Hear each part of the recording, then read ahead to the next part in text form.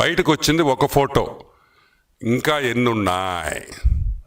అసలు ఈరోజు సిట్టు విచారించాల్సిన విషయం ఏంటంటే అసలు ఎన్ని ఎయిర్క్రాఫ్ట్స్లో ఎంతమంది ఎక్కారు, ఎవరెవరు ఎక్కారు, చాలా చాలా విషయాలు ఈ ఒక్క సబ్జెక్టు కొంచెం లోతుగా పోతే ఎన్ని విమానాలు ఎన్నిసార్లు వాడారు, ఎన్ని ప్రైవేట్ ఫ్లైట్స్ వాడారు, దానికి ఎంత డబ్బులు కట్టారు.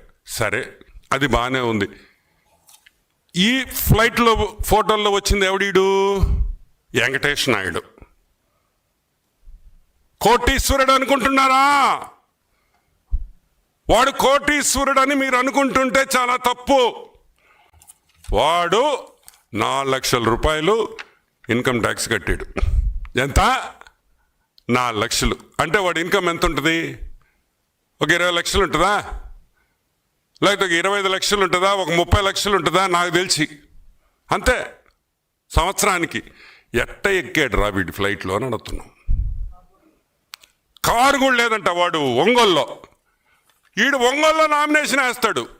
చెవిరెడ్డి భాస్కర్ రెడ్డికి డమ్మీ, చెవిరెడ్డి భాస్కర్ రెడ్డికి డమ్మీ నామినేషన్ ఎంపీగా వేస్తాడు. కానీ వైసీపీలో ఎవరికి తెలియదు, వాడెవడో మాకు సంబంధం లేదు. 4 లక్షలు ఇన్కమ్ ట్యాక్స్ చేసిన కట్టేవాడు ప్రైవేట్ ఫ్లైట్లో పోతాడు. హీరోయిన్లు పక్కన ఉంటారు.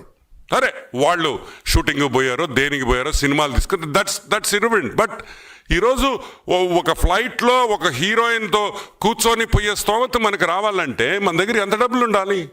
ఏదో ఒక సినిమా తీయాలా, లేకపోతే వాళ్ళతో స్టోరీ డిస్కషన్ ఏదో ఒకటి ఉంటుంది.